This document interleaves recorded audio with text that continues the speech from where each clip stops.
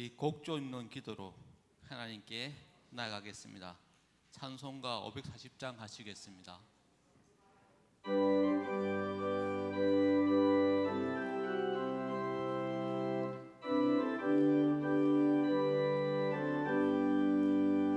주의 음성을 내가 들으니 사랑한단 말일세.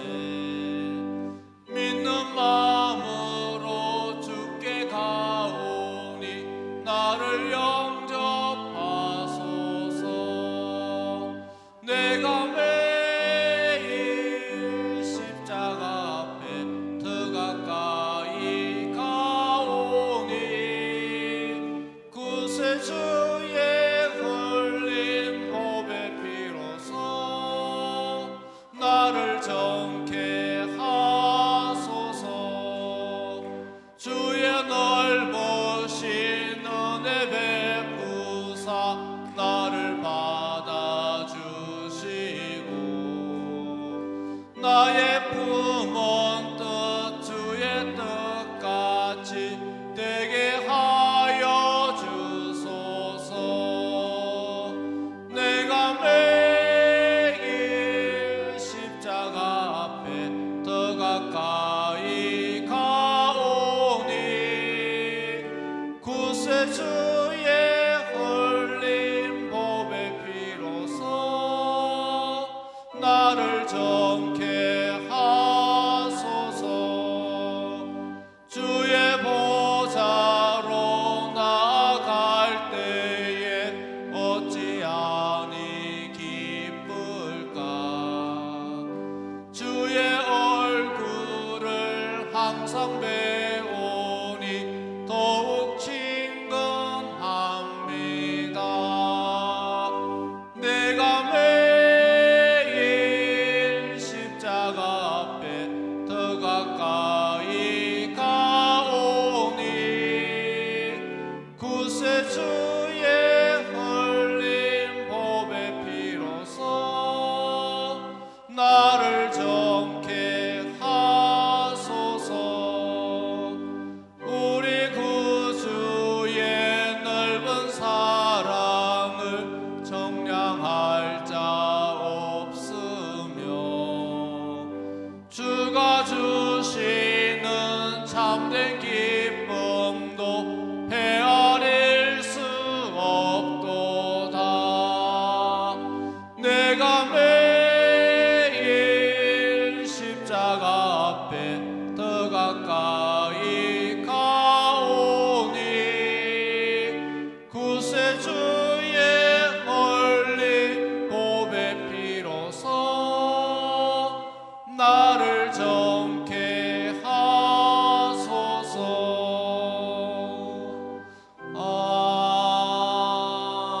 아멘. 151장입니다.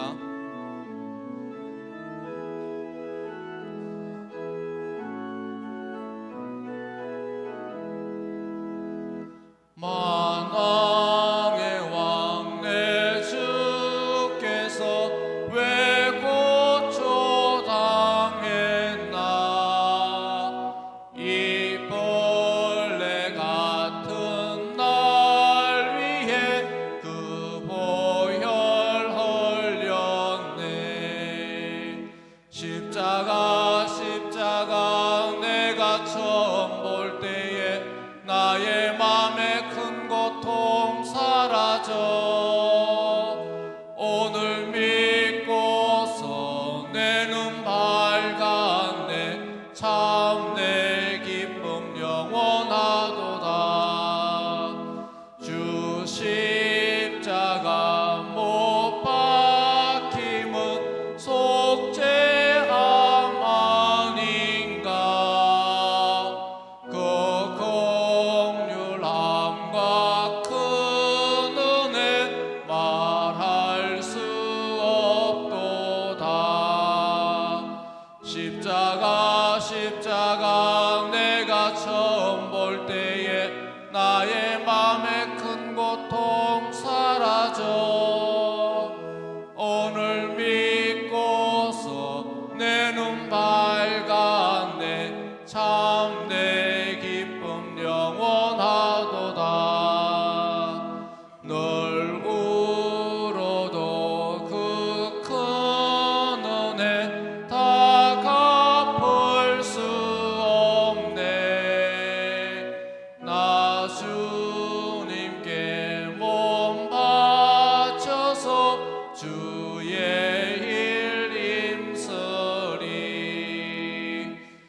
십자가 내가 처음 볼 때에 나의 맘에 큰 고통 사라져 오늘 믿고서 내 눈 밝았네 참 내 기쁨 영원하도다. 아멘.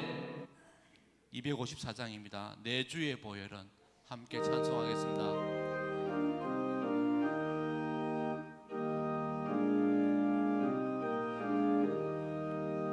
내 주의 보혈은 정하고 정하다 내 죄를 정케 하신 주 날 오라 하신다. 내가 주께로 지금 가오니 십자가의 보혈로 날 씻어 주소서. 약하고 추해도 주께로 나가며 힘 주시고 내 추함을 곧 씻어 주시네. 내가 주께로 지금 가오니 십자가의 보혈로 날 씻어 주소서. 날 오라 하심은 온전한 믿음과 또 사랑함과 평안함 나 주려 함이라. 내가 주께로 지금 가오니 십자가의 보혈로 날 씻어 주소서. 큰 죄인 복받아 살 길을 얻었네. 한없이 넓고 큰 은혜 베풀어 주소서. 내가 주께로 지금 가오니 십자가의 보혈로 날 씻어 주소서. 그 피가 맘속에 큰 증거 됩니다. 내 기도 소리 들으사 다 허락하소서.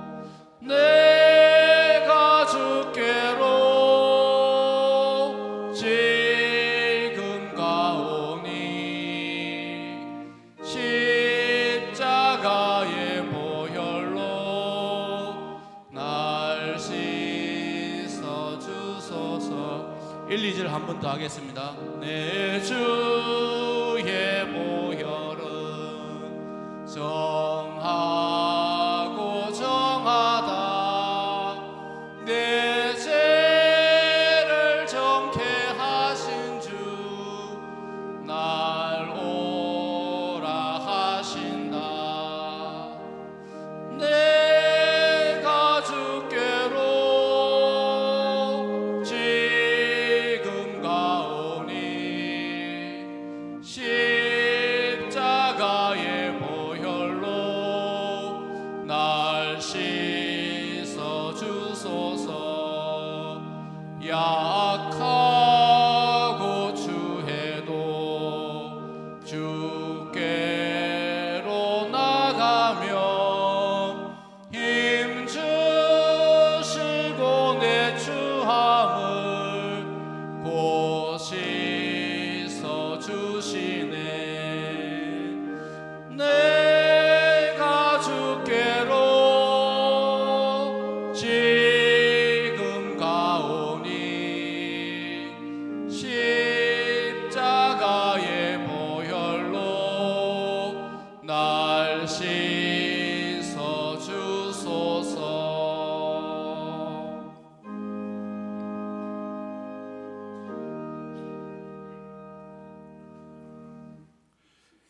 가능하신 분들은 다 같이 일어나셔서 너희의 하나님 여호와가 찬양하시면서 사순절 첫 번째 주일 금비 예배를 하나님께 올리겠습니다.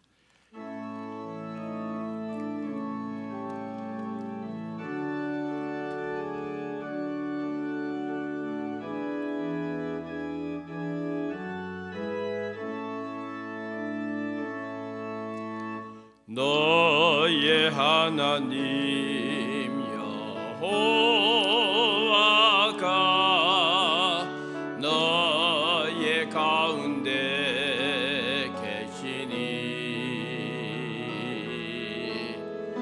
그는 구원을 베푸실 전능자시라.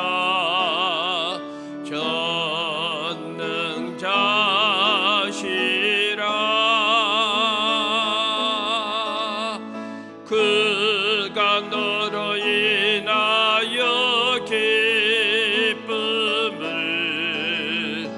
이기지 못하시며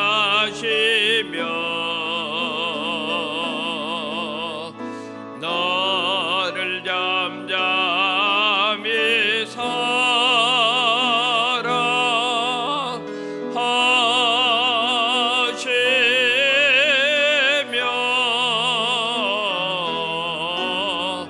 즐거이 부르며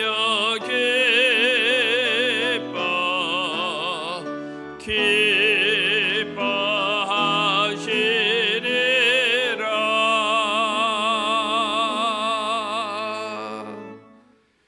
안식일을 지켜 더럽히지 아니하며 그의 손을 금하여 모든 악을 행하지 아니하여야 하나니 이와 같이 하는 사람, 이와 같이 굳게 잡는 사람은 복이 있느니라. 아멘.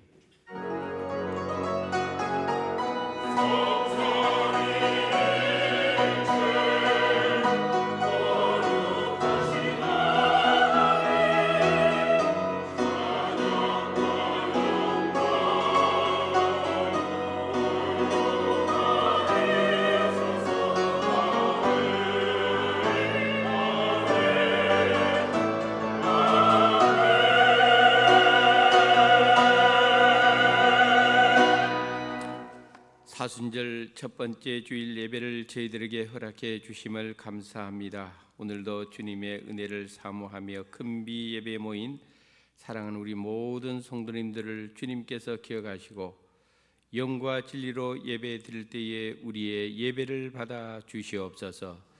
은혜를 사모합니다. 위로 하늘로부터 세상이 줄 수 없는 신령한 은혜를 주시고 평강을 주시옵소서. 시작하는 시간입니다. 마치는 시간까지 함께하여 주실 줄 믿고 우리의 영원한 구원자 되시는 예수님의 거룩하신 이름으로 감사하며 기원드리옵나이다. 아멘.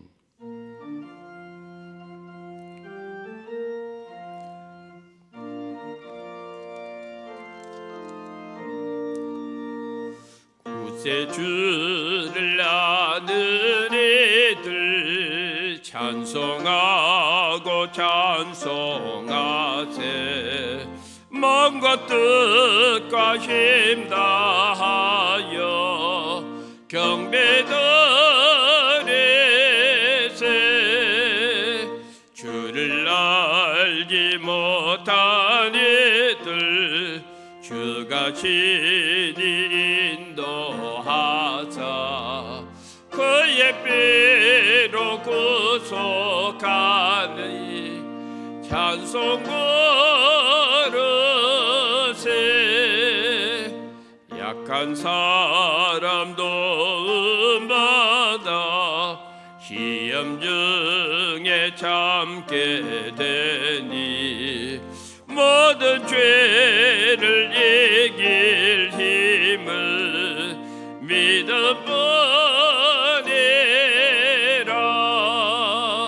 진리 대신 우리 주는 영원토록 변함없네. 성도들아 주를 믿어 길이 섬기세.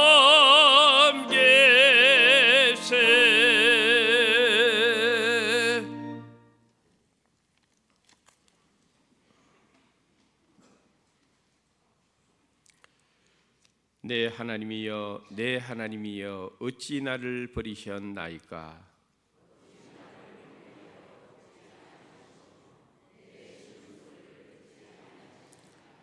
내 하나님이여 내가 낮에도 부르짖고 밤에도 잠잠하지 아니하오나 응답하지 아니하시나이다.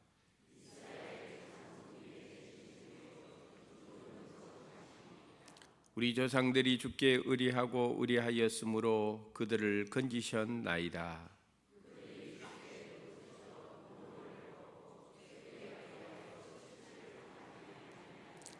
나를 멀리하지 마옵소서. 환난이 가까우나 도울 자 없나이다.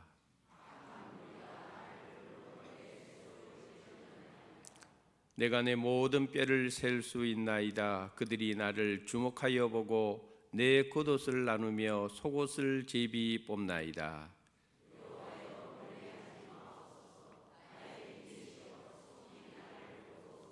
나를 사자의 입에서 구하소서. 주께서 내게 응답하시고 들소의 뿔에서 구원하셨나이다.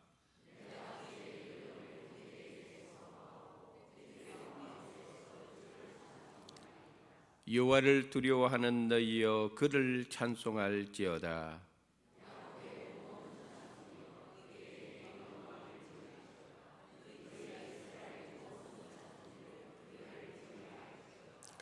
아멘. 나는 전능하신 아버지 하나님 천지의 창조주를 믿습니다. 나는 그의 유일하신 아들 우리 주 예수 그리스도를 믿습니다. 그는 성령으로 잉태되어 동정녀 마리아에게서 나시고 본디오 빌라도에게 고난을 받아 십자가에 못 박혀 죽으시고 장사된 지 사흘 만에 죽은 자 가운데서 다시 살아나셨으며 하늘에 오르시어 전능하신 아버지 하나님 우편에 앉아 계시다가 거기로부터 살아있는 자와 죽은 자를 심판하러 오십니다. 나는 성령을 믿으며 거룩한 공교회와 성도의 교제와 죄를 용서받는 것과 몸의 부활과 영생을 믿습니다. 아멘.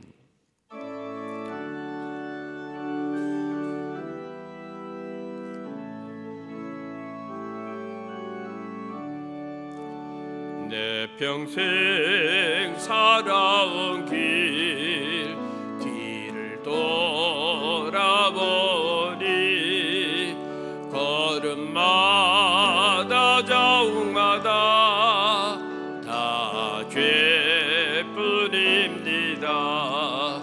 쓰리고 아픈 마음 가늘게 없어서 골고다 언덕길을 지금 찾아옵니다.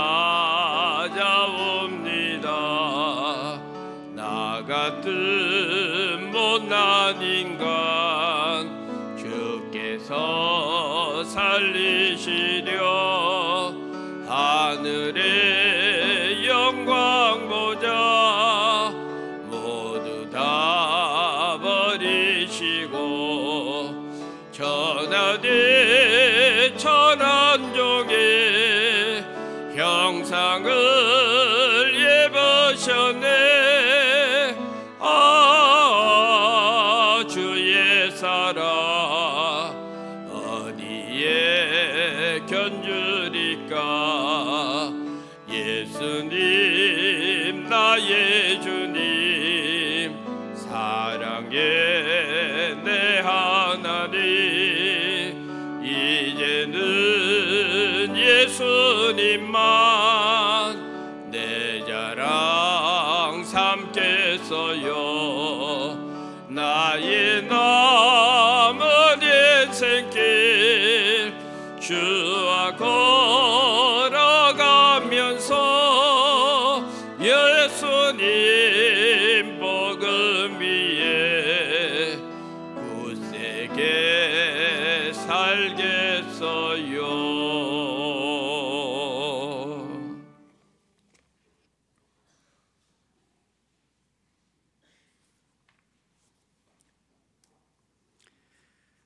하나님 아버지, 크신 사랑과 은혜에 감사드립니다. 복된 날 주님 전으로 발걸음을 인도하여 주시고 전능하신 하나님을 생각하며 예배드리게 하시니 감사드립니다. 사순절 첫 번째 주일 오직 주님만 바라보는 시간 되게 하시고 하나님께는 영광이요 우리에게는 신령한 은혜가 임하는 복된 시간 되게 하여 주시옵소서. 죄로 죽었던 우리를 구원하시려 독생자 예수 그리스도를 보내주시고 누구든지 그를 믿는 자마다 영원한 생명을 약속하여 주심에 감사드립니다. 이 약속의 소망 붙들고 나날이 믿음으로 승리하며 살아갈 수 있도록 인도하여 주시옵소서. 한 주간의 일상 가운데서도 주님의 말씀을 의지하고 주님께 더 가까이 나가기보다 세상 방식을 쫓아 살아온 시간들이 많았음을 고백합니다. 열정적인 믿음 생활보다 나태한 시간들이 많았고 주님 원하시는 것이 무엇일까를 먼저 생각하기보다 내가 원하는 것이 무엇인지를 먼저 생각하며 찾아 헤매기에 급급하였습니다. 용서하여 주시옵소서. 설립 120주년을 맞이한 우리 소환교회 위에 성령의 충만한 은혜가 임하기를 간구합니다. 오직 성령의 충만함을 받을 때에 이곳 동네 지역과 부산 온 나라와 세계 열방을 향한 증인된 역할을 다 할 줄 믿사오니 모든 성도에게 성령의 충만함을 주시고 성령의 능력으로 빈자리가 채워져 가며 날로 부흥하는 교회 되게 하여 주시옵소서. 120주년을 기념하는 모든 행사 위에도 함께하여 주셔서 영광을 받아주시며 순조로이 진행되게 도와주시옵소서. 우리가 사는 이 땅 대한민국이 정치적으로 많이 혼란스러운 시기를 지나고 있습니다. 불쌍히 여겨주시고 잘못된 것 고쳐주시옵소서. 하나님 원하시는 정의가 바로 세워지게 하시고 나라의 각 기관이 정상적인 역할을 다할 수 있도록 도와주시옵소서. 하나님 아버지, 자라나는 다음 세대들을 위해 기도드립니다. 신앙과 세상의 가치관이 서로 상충된 부분을 경험하며 혼돈 속에 있는 다음 세대들에게 믿음을 다하여 주시기 원합니다.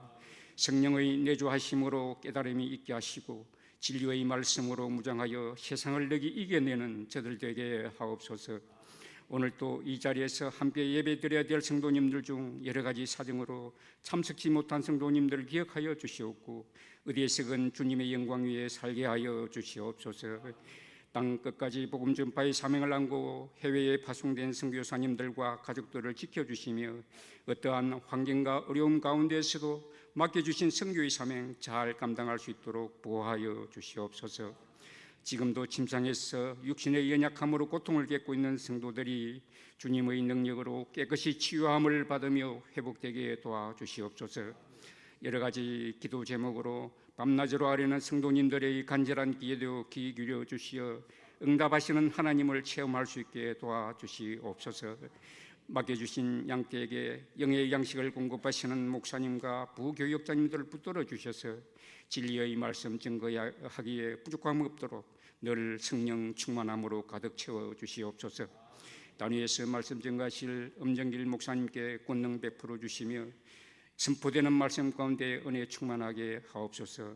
중성껏 준비한 찬양대의 찬양으로 영광 받으시오며 우리를 죄에서 구원하여 주신 예수 그리스도의 이름으로 기도드리옵나이다. 아멘.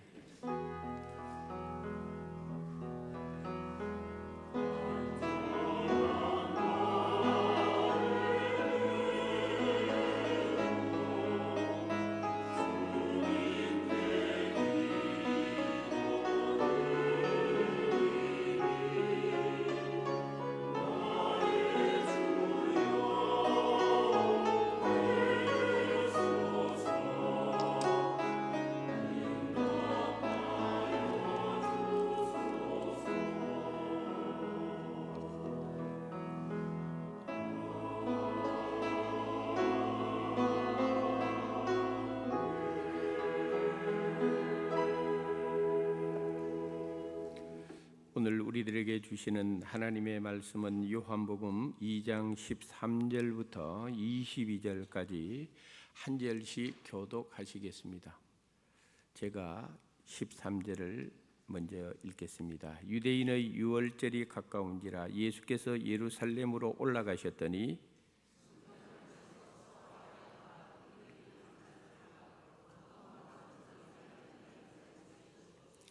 노끈으로 채찍을 만드사 양이나 소를 다 성전에서 내쫓으시고 돈 바꾸는 사람들의 돈을 쏟으시며 상을 엎으시고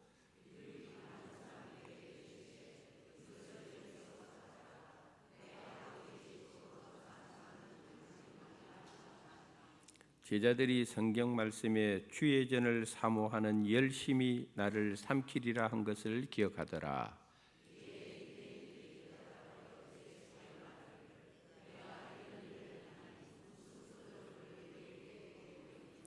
예수께서 대답하여 이르시되 너희가 이 성전을 헐라 내가 사흘 동안에 일으키리라.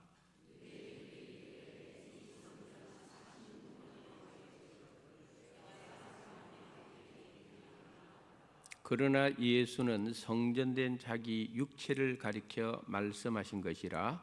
죽은 자 가운데서 살아나신 후에야 제자들이 이 말씀하신 것을 기억하고 성경과 예수께서 하신 말씀을 믿었더라. 아멘. 이것은 하나님의 말씀입니다.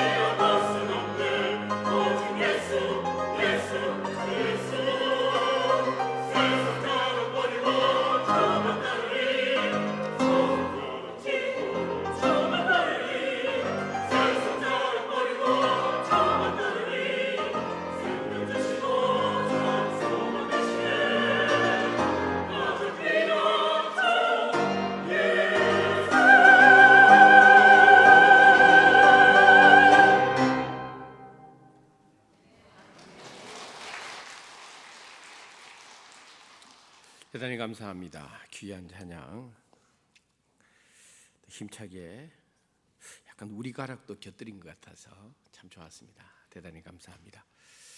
오늘 우리가 읽은 이 본문은 이스라엘 최대 명절인 유월절이 가까이 다가왔을 때에 예수님께서 제자들과 함께 예루살렘 성전으로 들어가셔서 그곳에서 장사하는 사람들을 쫓아내는 내용을 다루고 있습니다. 신학적으로 표현하면은 이 사건을 성전 정화 사건이라고 부릅니다. 이러한 성전 정화 사건은 마태복음, 마가복음, 누가복음, 요한복음, 사복음서에 다 기록이 되어 있습니다. 그리고 이 성전 정화 사건이 예수님의 3년 동안의 공생의 기간에 한 번만 했는지 아니면 2번 했는지 약간의 신학적인 논란이 있습니다만은 저는 2번 했다고 보고 오늘 말씀을 전하도록 하겠습니다. 예수님의 사역을 증거하는 말씀이 복음서에 기록이 되어 있는데 이 4복음서 가운데서 마태복음, 마가복음, 누가복음 요 세 복음서를 일컬어서 공관복음이라고 부릅니다. 예수님의 사역을 공통적인 관점에서 기록을 했기 때문에 공관복음이라고 부르는데 이 공관복음에는 예수님의 사역의 주된 무대를 갈릴리 지역을 중심으로 묘사를 많이 합니다. 이와는 달리 오늘 본문에 있는 요한복음에는 예수님의 사역의 중심지, 중심 사역 바로 그것을 예루살렘 지역에서 좀 더 많이 예수님의 사역을 부각시키는 특징을 요한복음에서 보여주고 있습니다. 특별히 오늘 본문의 이 사건, 성전 정화 사건은 예수님의 사역의 초반에 이루어진 것으로 성서학자들은 이해를 합니다. 그리고 그때의 시기는 유월절이 가까이 올 때 이렇게 기록을 해두고 있습니다. 유월절이라고 하는 것은 이스라엘 백성들이 애굽의 노예로 있다가 해방된 것을 기념하여 지키는 이스라엘 백성들에게 최대의 절기가 유월절이기 때문에 이 유월절을 지키기 위해서 예수님 당시에도 수많은 사람들이 예루살렘으로 몰려들게 되었습니다. 이스라엘 땅에 사는 사람들도 유월절을 지키기 위해서 오지만은 심지어는 이스라엘 바깥에서 살고 있는 소위 디아스포라라고 하는 해외에 살고 있는 이 유대인들에게도 그들의 일생에 한 번이라도 예루살렘에 가서 그 성전에서 유월절을 지키는 것이 그들의 최대의 소원이고 최고의 목표였고, 그래서 해외에 사는 유대인 디아스포라들은 그들이 언젠가는 예루살렘으로 가서 유월절을 지켜야 된다는 그런 마음을 가지고 요즘 말하면은 돈을 많이 모아서 저축을 하는 일들도 많았습니다.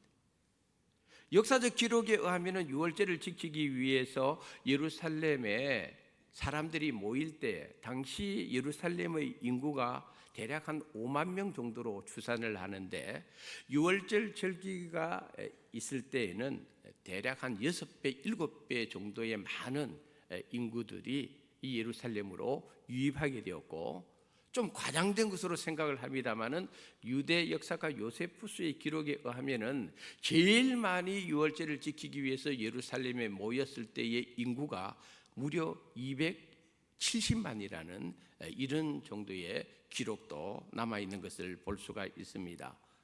예수님도 육신적 혈통으로는 유대인이었기 때문에 제자들과 함께 예루살렘으로 유월절을 지키기 위해서 가시게 되었는데, 복음서를 읽어보면은 특별히 이 요한복음을 읽어보면은 예수님께서 유월절을 지키기 위해서 예루살렘에 간 기록이 3번이나 기록이 되어 있습니다. 이것은 뭘 의미하는가 하면은 예수님의 공생의 기간이 3년인데 3번을 갔다는 것은 매년 유월절을 지키기 위해서 예루살렘으로 갔다는 것을 의미합니다.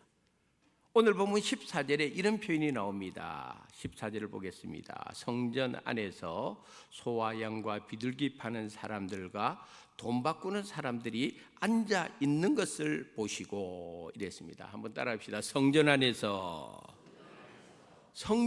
이런 일이 생겼다는 것입니다. 그것을 예수님께서 보시고 굉장히 불편했고, 더 나아가 예수님의 마음에 엄청난 분노가 일어나게 된 것입니다. 그래서 오늘 보면 15절에 예수님께서 노끈으로 채찍을 만들어서 그곳에서 장사하는 사람들의 상을 엎어버리시고, 돈 바꾸는 사람들의 돈을 쏟아버리시고, 또 그곳에 있는 제물용 짐승들 소나 양을 막 내어 쫓아왔습니다. 예수님께서 사전에 이 채찍으로 노끈으로 채찍을 만들어서 준비해 가셨는지 아니면 그 현장에서 즉석으로 만들어졌는 것까지는 모르겠습니다만은, 예수님께서 매우 분노하면서 이런 일을 행하면서 이렇게 예수님께서 선포를 합니다. 내 아버지의 집으로 장사하는 집을 만들지 말라 하고 그들에게 외쳤던 것을 봅니다. 오늘은 사순절 첫 번째 주일입니다.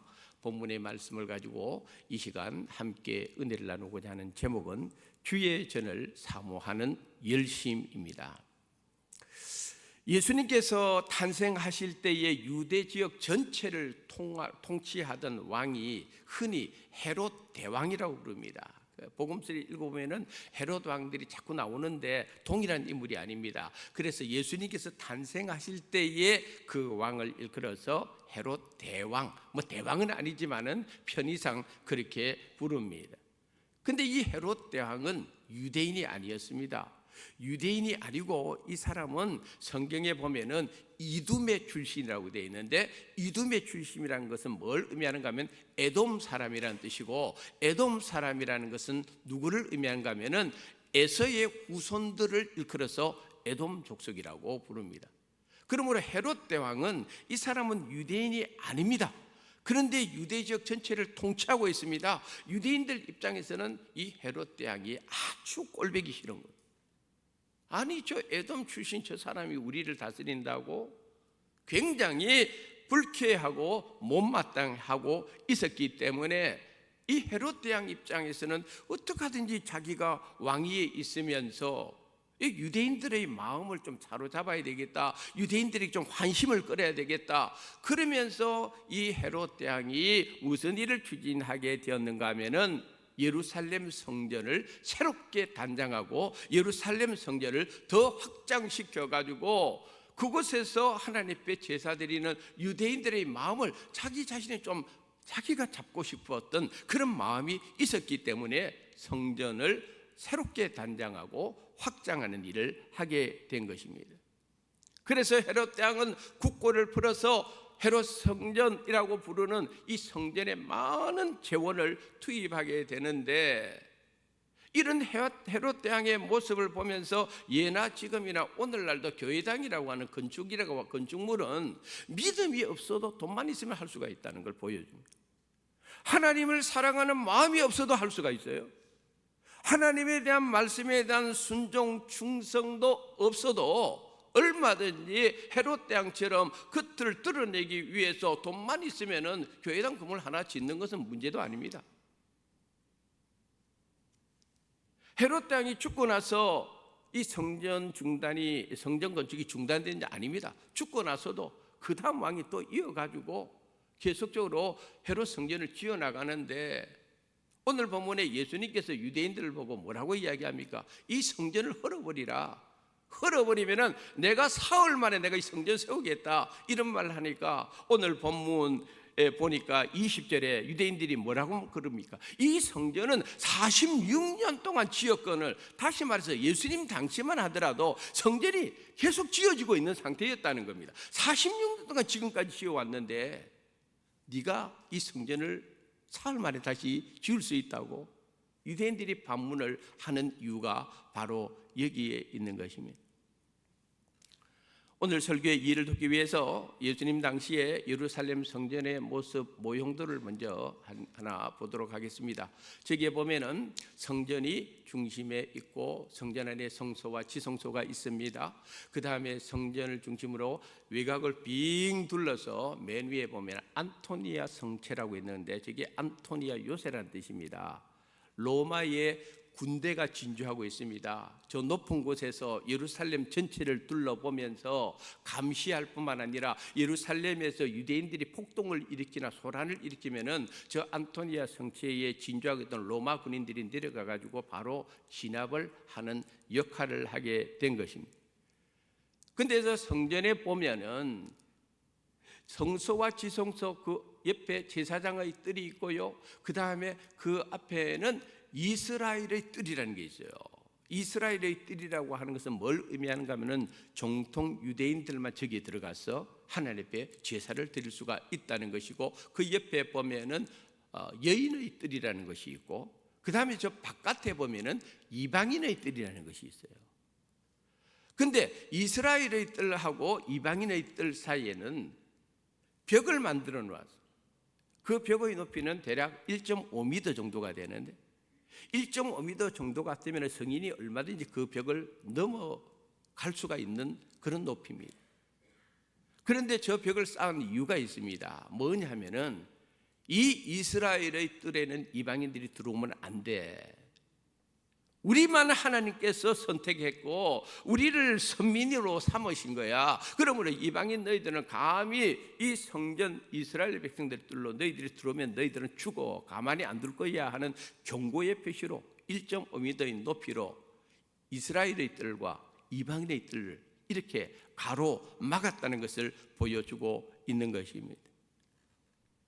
원래 저기에 이방인의 뜰이라는 것은 처음부터 없었다는 것이에요.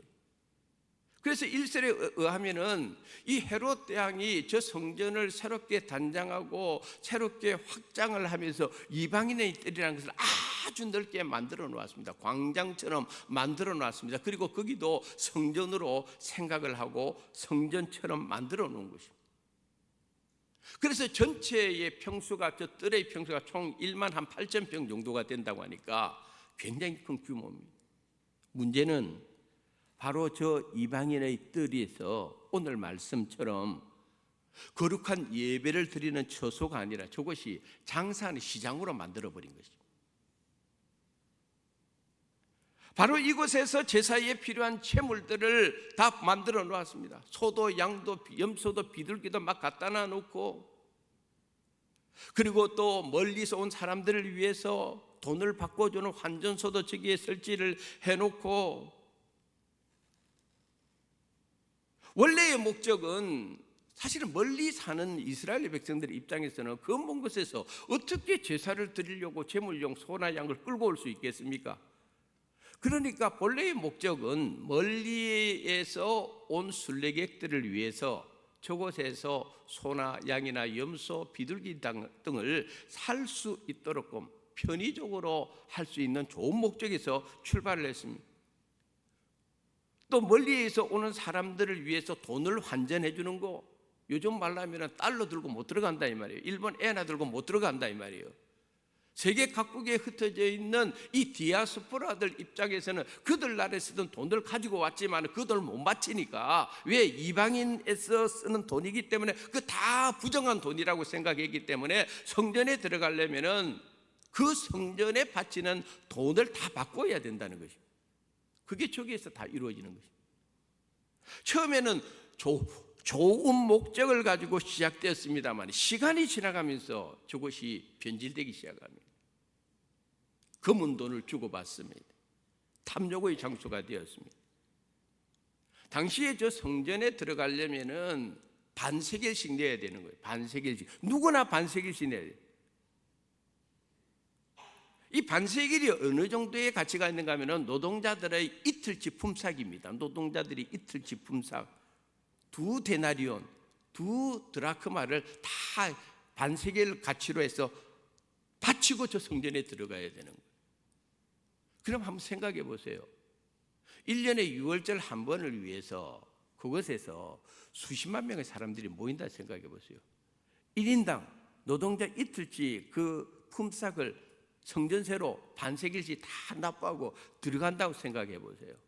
어마어마한 돈이 이 6월절 기간을 통하여 예루살렘 성전으로 들어오게 되는 것입니다. 그 예루살렘 성전을 관리하는 사람들이 누굽니까? 소위 말하면 바리새인들입니다. 종교 지도자들이라고 부르는 사람들입니다. 이 사람들이 모든 것을 다 쥐고 있는 사람들입니다. 그것뿐입니까? 거기에서 폭리를 차는데 외국에서 온 유대 인들을 위해서 달러로 또는 뭐 다른 돈으로 바꿔줄 때는 엄청난 폭리를 취해가지고 그래가지고 이 환율을 조작을 한다는 거예요, 요즘 말로. 그래서 이 사람들이 엄청난 돈을 주고 성전으로 들어가는 환율로 바꾸고 가니까 이 사람들 얼마나 또 많이 손해를 보겠습니까? 환전소에 있는 사람들은 다 대제사장, 바리새인들, 종교 지도자들하고 다 연결이 되어 있어가지고 돈을 바꿀 때는 높은 이익을 취해서 돈을 바꿔주라. 이 환율이라는 거는요, 저는 그 환율 경험을 많이 하잖아요. 돈을 보내야 되니까. 제가 호주에 있을 때에는 저희 교회 우리 집사님들이요, 저한테 종종 기도 요청할 때 목사님 환율 내려가게 해달라고 기도해 주세요. 근데 어떤 분들은 환율 올라가게 해달라고 기도해 주세요 이런다고요. 왜 그렇습니까? 호주에서 돈 버는 사람은 호주 달러가 어쨌든 세야 되거든. 그게 세야 남는 게 많단 말이에요.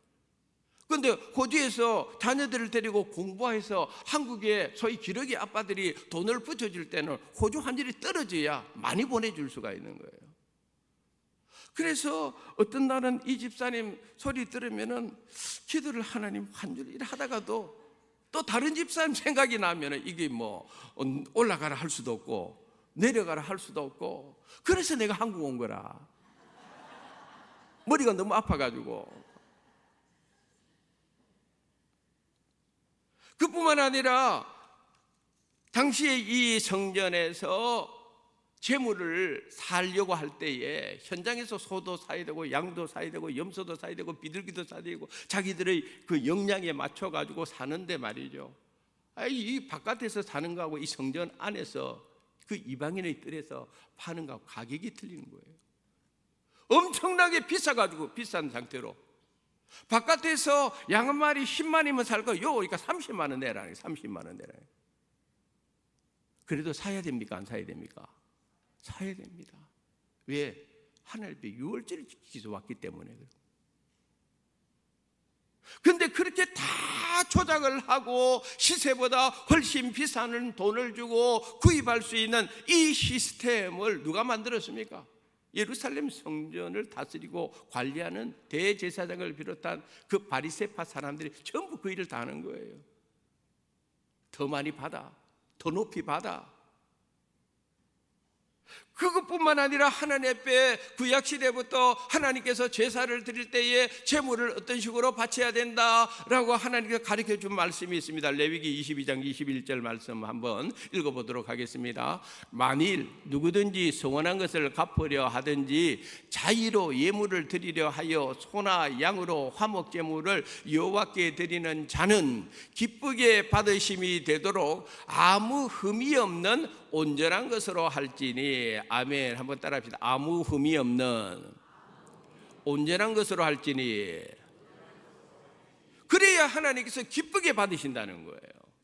제물을 바칠 때에는 온전한 것을 바쳐라, 흠이 없는 것을 바쳐라. 그래야 하나님 기쁘게 받으신다.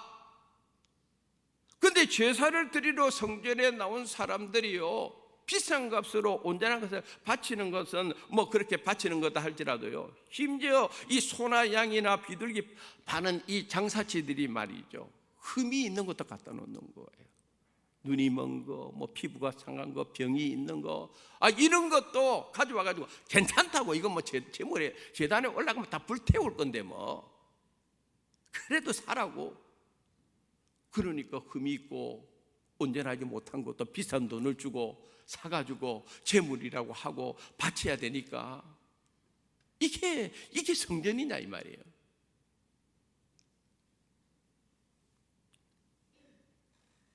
이 종교 지도자들이 예루살렘 성전을 막 붙들고 무소불위의 절대 권력을 행사하고 있었습니다. 꼼짝 못합니다. 우리가 잘 아는 대로 절대 권력은 절대 부패한다는 말이 있지 않습니까? 부패해지는 거예요. 그 사람들은 대제사장입니다. 그 사람들은 바리새파 사람들입니다. 겉으로는 거룩한 척하고, 겉으로는 율법을 잘 지키는 척하고, 겉으로는 의로운 척하고, 겉으로는 하나님을 잘 섬기는 척 사람들 앞에서 행세하지만 그들의 속마음은요, 이렇게 행동을 하고 있었다. 그래서 예수님께서 그 시대에 그러한 마음을 가지고 있던 바리새파 사람들을 향하여 예수님께서 책망을 이렇게 한 적이 있습니다. 우리 누가복음 16장 14절 15절 한번 읽어보도록 하겠습니다. 바리새인들은 돈을 좋아하는 자들이라 이 모든 것을 듣고 비웃거늘 예수께서 이르시되 너희는 사람 앞에서 스스로 옳다 하는 자들이나 너희 마음을 하나님께서 아시나니 사람 중에 높임을 받는 그것은 하나님 앞에 미움을 받는 것이니라. 아멘. 예수님 말씀. 바리새파 사람들, 너희들은 뭘 좋아하는 사람들이다? 돈을 좋아하는 사람. 그 사람들이 비웃었다 했잖아요. 예수님께 딱 직접 이야기하는 거예요. 바리새파 너희들 돈 좋아하는 사람 아니냐 말이지. 사람 앞에서 의로운 척하고 사람들 앞에 칭찬받기를 좋아하고.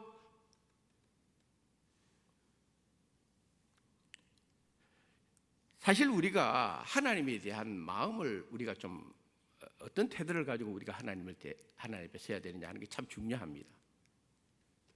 사실 우리가 어렸을 적에, 오늘 이 자리에 계신 연세 많으신 우리 성도님들, 옛날에 어렸을 적에 교회에 와서 또 우리가 믿음 생활할 때에 항상 가지고 있는 마음이 무슨 마음이든가 하면 하나님을 두려워하는 마음을 다 가졌습니다. 그렇죠? 교회 와서 큰 소리도 못 질렀습니다. 교회에서 뛰놀면은 어른들한테 굉장히 꾸중을 들어야 했습니다. 어떻게 이 교회에서 뛰어노느냐고 말이에요. 이 강단에 함부로 올라왔습니까? 함부로 올라가지도 못했습니다. 그때는 왜 그랬습니까? 하나님을 두려워하는 마음이 다 있어요. 이렇게 하면 안 돼. 이렇게 하면 하나님 화내셔. 이렇게 하면 하나님 앞에 벌 받아. 하나님에 두려워하는 마음이 다들 있었습니다. 그렇습니다. 물론 그것이 다 옳은 것은 아니에요. 너무 그러다 보니까 전부 다 인과응보적 사고방식에 사로잡히는 것은 있지만은 그럼에도 불구하고 적어도 하나님을 두려워하는 마음은 다 가지고 있었다. 교회에서 어떻게 행동해야 된다, 다 조심해야 된다, 그런 마음을 가지고 있어요. 시대가 변하면서 요즘 교회 성도님들이 생각하는 하나님에 대한 단상이 어떤가 하면 전부 사랑, 자비, 긍휼, 은혜, 용서, 이것만 생각하고 하나님에 대한 두려움을 이제는 사람들이 별로 안 가집니다. 뭐 이래도 다 용서해 주겠지, 저래도 다 이해해 주겠지. 왜? 사랑의 하나님이니까. 상대적으로 하나님에 대한 두려움을 상실해 버렸습니다.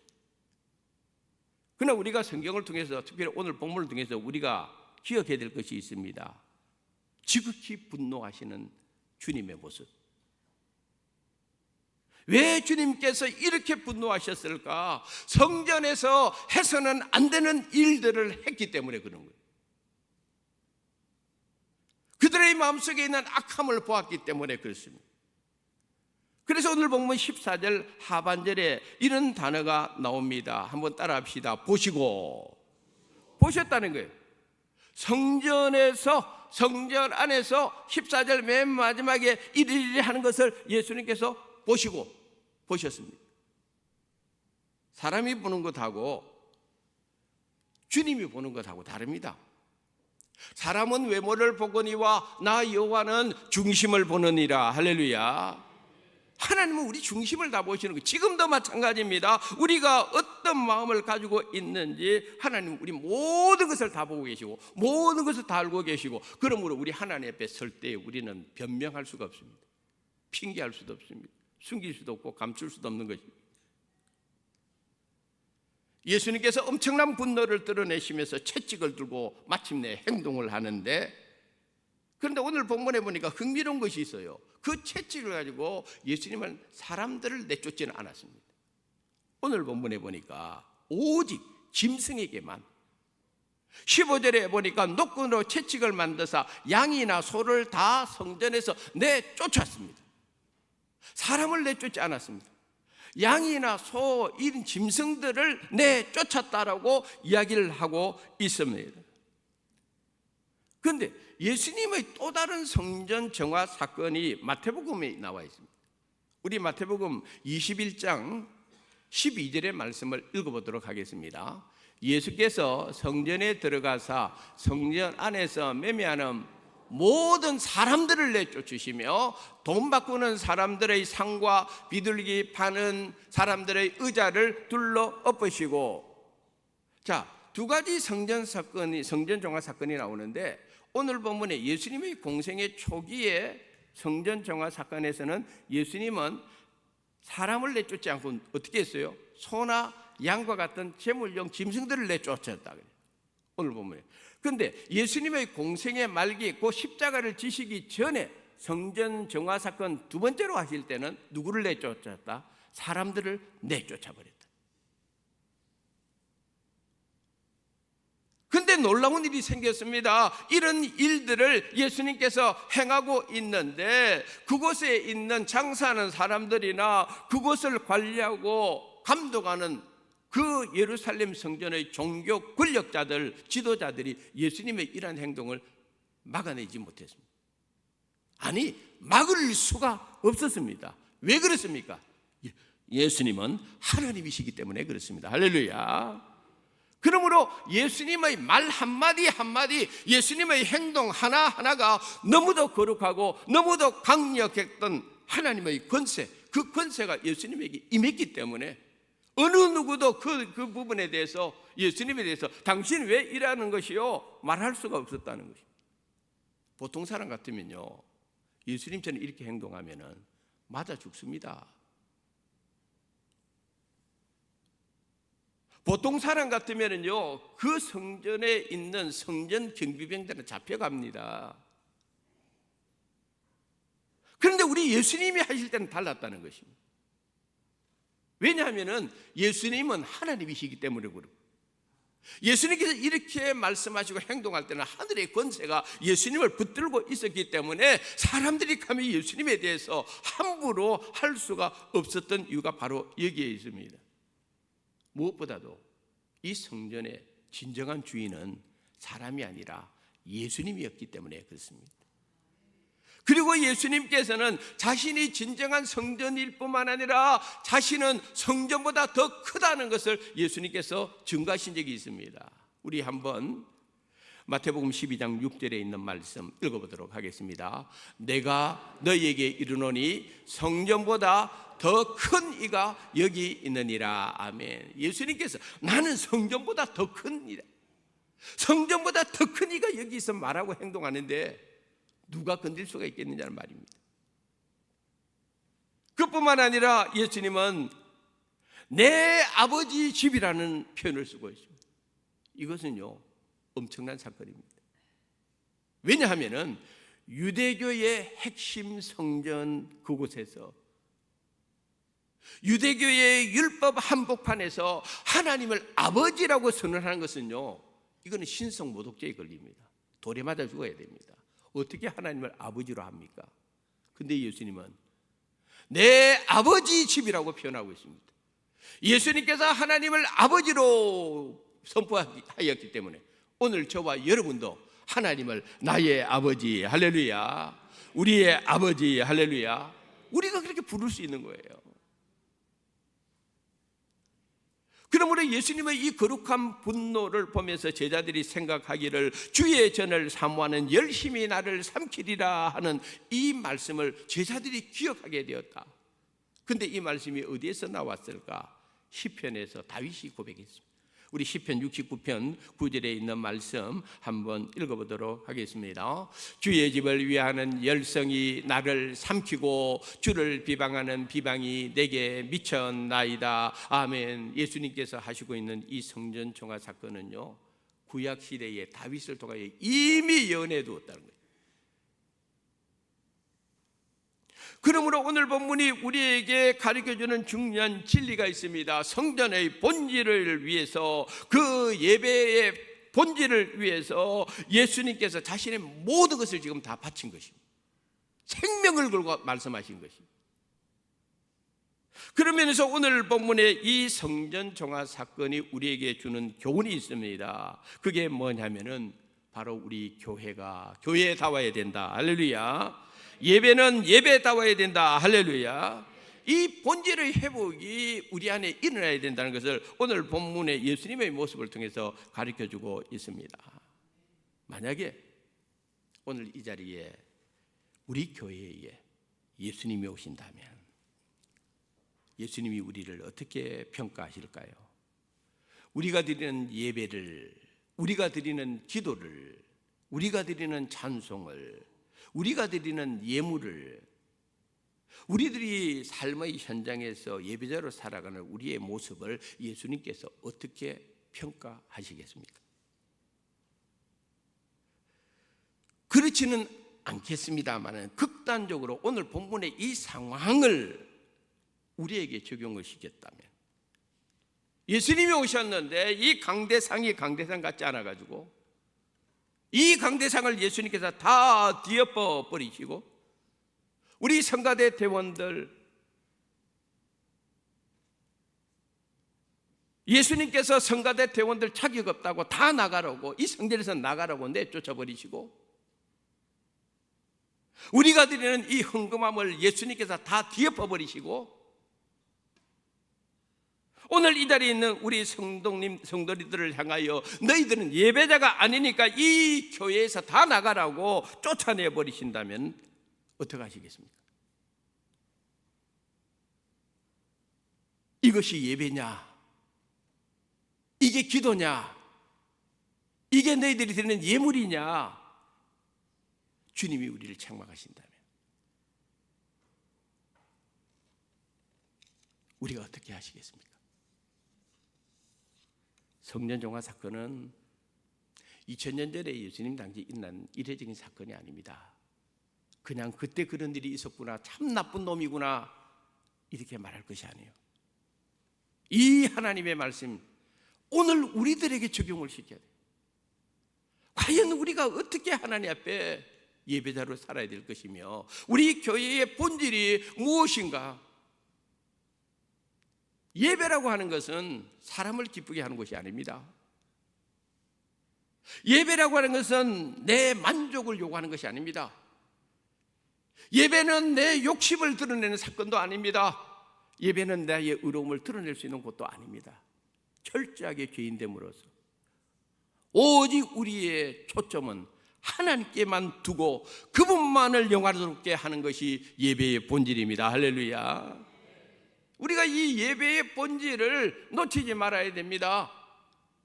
여기는 감정 드러내고 이런 것이 아니다 이 말이에요. 다 내려놓고 오직 주님만 바라보는 거. 특별히 오늘 본문의 사건이 일어나는 시점이 유월절하고 관련된다고 그랬습니다. 유월절 규례 중에 정말 중요한 것이 있습니다.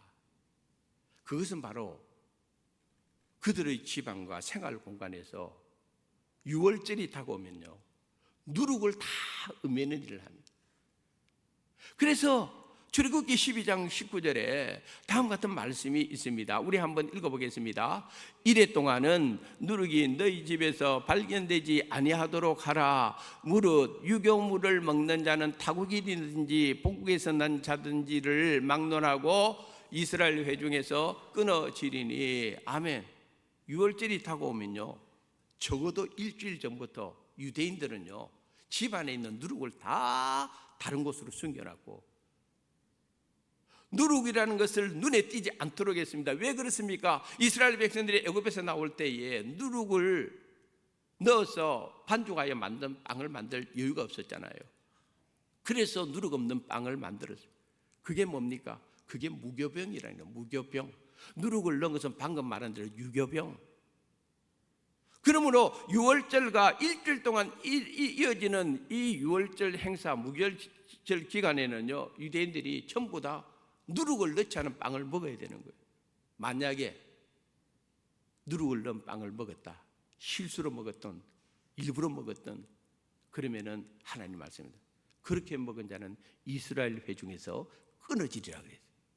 그 정도로 이 유월절 행사를 앞에 두고 누룩을 제거하는 거, 얽매는 거는요 이거는 이스라엘 백성들에게 굉장히 중요한 행사였다는 것을 보여주고 있습니다. 그러므로 오늘 본문에 예수님께서 이 성전 상하 사건을 일으킬 때에 예루살렘 성전의 누룩이 보였을까요? 안 보였을까요? 보였을까요? 안 보였을까요? 보였다. 이거는 내가 첫 번째 질문의 답이 아닌데, 적어도 6월절이 가까운 이 시점에서 예루살렘 성전에서 눈에 보이는 누룩은 안 보였다. 전부 다 감추었습니다. 다 숨겨놨습니다. 율법으로 보면은 그거는 맞는 이야기요. 근데 예수님께서 보신 것은 눈에 보이지 않는 누룩을 그들의 마음에서 보았다는 것입니다. 우리가 그걸 알아야 됩니다. 눈에 보이는 누룩은 그들은 다 감추었습니다. 구석구석에 감추었습니다마는 눈에 보이지 않는 마음에 감추어진 누룩, 그것을 그들의 마음속에 다 가지고 있었다. 예수님 분노하신 이유가 바로 여기에 있습니다. 예수님께서 채찍을 든 이유가 바로 여기에 있습니다. 그들의 마음을 보니까 탐욕이라고는 누룩, 우상숭배라고는 누룩, 물질이라고는 누룩, 위선이라고는 누룩, 거짓이라고는 누룩, 정욕이라고는 누룩, 교만이라고는 누룩, 이런 누룩들이 그들 마음속에 가득 차 있었습니다. 그러면서 또 거룩한 척합니다. 2025년 사순절을 보내면서 우리 안에 감추어져 있는 누룩을 제거해야 될 줄 믿습니다. 사도 바울이 이렇게 말했습니다. 고린도전서 3장 16절 17절 마지막 읽어보겠습니다. 너희는 너희가 하나님의 성전인 것과 하나님의 성령이 너희 안에 계시는 것을 알지 못하느냐. 누구든지 하나님의 성전을 더럽히면 하나님이 그 사람을 멸하시리라. 하나님의 성전은 거룩하니 너희도 거룩하니라. 아멘. 사랑하는 성도 여러분, 성전은 건물이 아닙니다. 우리 자신이 성전입니다. 우리 자신이 거룩해야 됩니다. 우리 자신이 거룩하려면 우리 안에 있는 죄악의 상징인 누룩들을 제거를 해놔야 됩니다. 그것을 주님이 오늘 말씀을 통해서 우리에게 보여주면서 성전으로서의 우리 자신이 하나님 앞에 더욱 거룩한 믿음의 백성으로 저와 여러분 살아갈 수 있기를 주님의 이름으로 축원합니다. 하나님 아버지, 사순절 첫 번째 주일에 주시는 이 말씀 그대로 우리 안에 하나님이 기뻐하지 않는 온갖 종류의 더러운 누룩들을 제거하여 주시고 거룩한 성전으로서 거룩한 하나님의 백성으로서 살아갈 수 있도록 은혜를 베풀어 주시옵소서. 예수님의 이름으로 기도드리옵나이다. 아멘.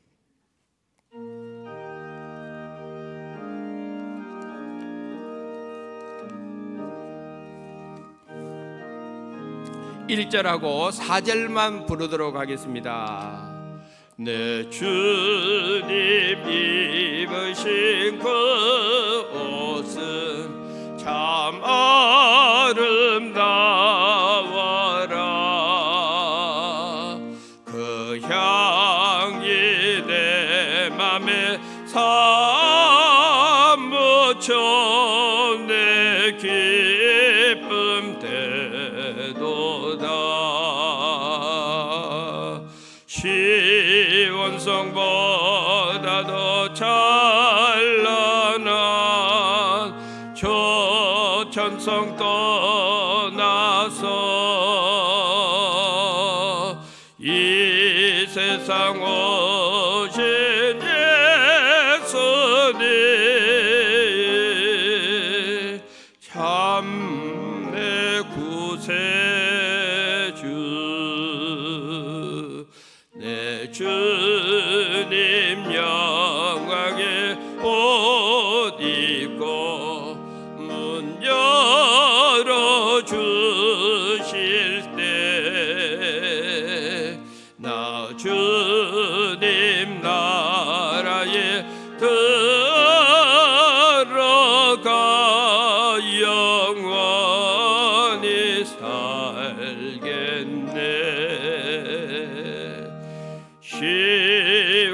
시온성보다 더 찬란한 초천성 떠나서 이 세상 오신 예수님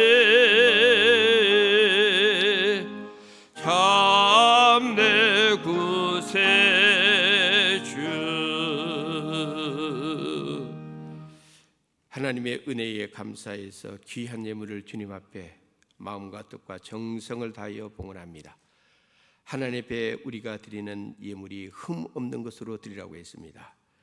하나님 앞에 우리가 드리는 이 귀한 예물 속에 우리의 믿음이 있고 감사가 있고 찬양이 있습니다. 기쁨으로 받아주시고 하나님의 나라를 위해서, 하나님의 뜻을 이루는 일을 위해서 피로 값지고 세운 주님의 교회가 평안하게 든든히 세워지는 일을 위해서 우리 주변에 죽어가는 많은 영혼들을 살리는 일과 선교지를 위해서 잘 사용되어지게 모든 성도님들의 손길 마음 기억하시고 하나님께서 축복하여 주시옵소서. 이번 한 주간도 우리 성도님들의 삶의 현장에 들어와도 나가도 복받게 하시고 영혼이 잘됨 같이 범사가 잘되는 은혜를 허락하여 주시옵소서. 답답하고 어렵고 힘든 문제들은 하나님 앞에 엎드려 기도할 때마다 하늘문을 열어주시고 해결하여 주시옵소서. 예수님의 거룩하신 이름으로 감사하며 기도드리옵나이다. 아멘. 교회 소식을 알려드리도록 하겠습니다. 이번 주 금요일 금요 기도회 모입니다. 많이 기도해 주시고요. 심령부흥 사경에 본래 우리가 4월 7일부터 9일까지 우리가 장향희 목사님이라고 일산 든든한 교회 목사님을 모시기로 했는데 목사님께서 지난 주간에 큰 수술을 하셨습니다.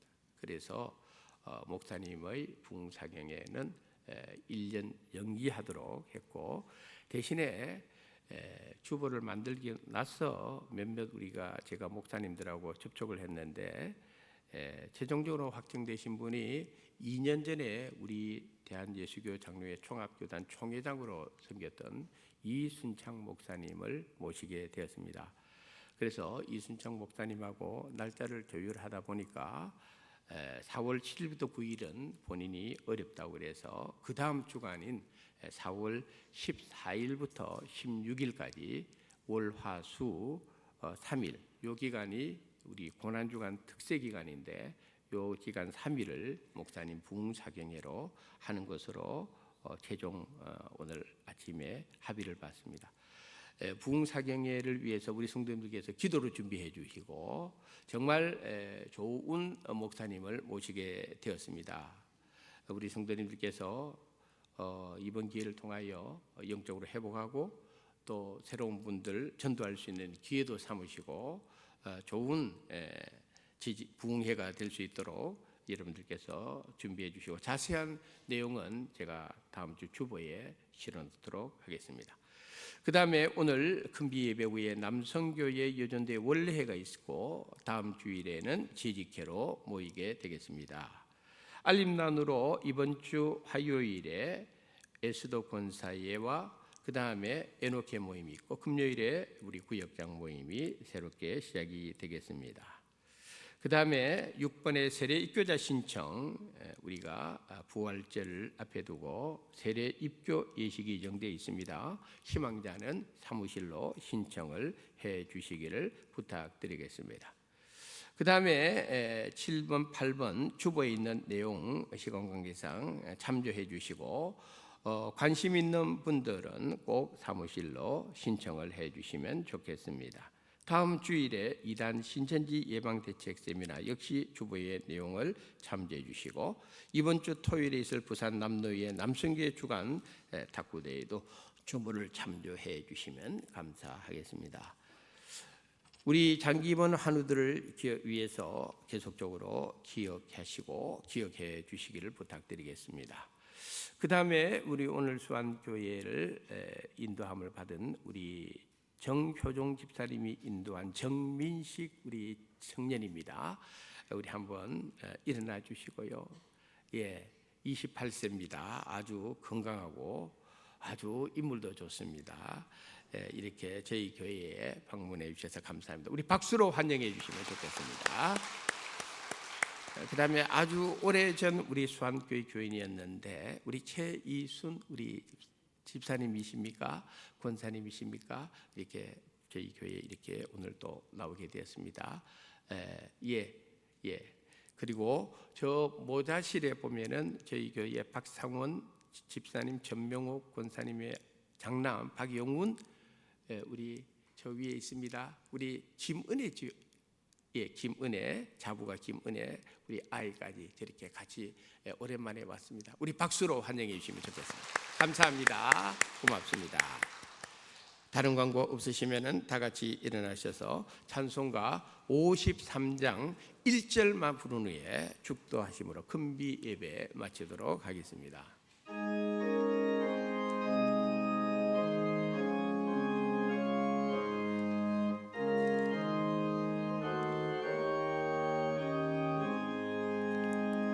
성전을 떠나가기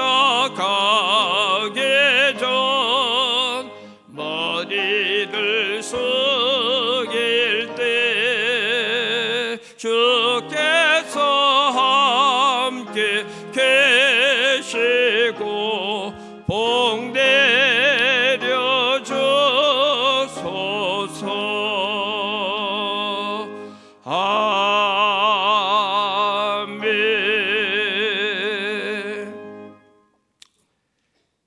생일을 맞은 사랑하는 성도님들을 지난 1년 동안 지켜주신 하나님, 변함없는 주님의 은혜와 사랑으로 지켜주시옵소서.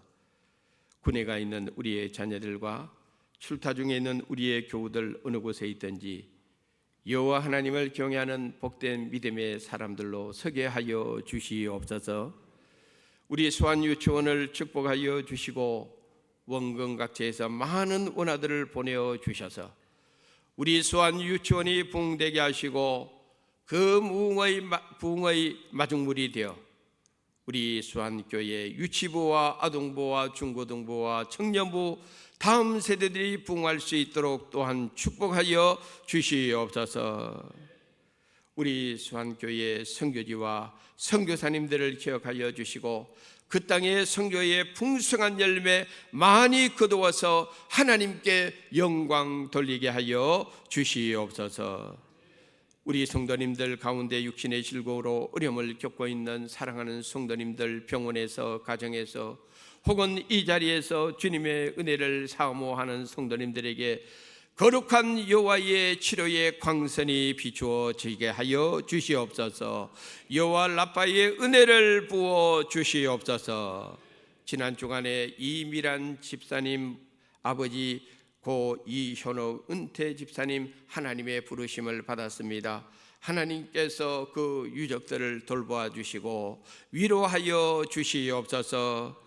오늘 우리 수완교회에 방문한 사랑하는 젊은이 청년, 그리고 또 사랑하는 우리 박영훈 성도님 가정, 우리 하나님께서 기억하시고 저들 모든 삶의 영역 속에 하나님의 은혜를 넘치게 부어 주시옵소서.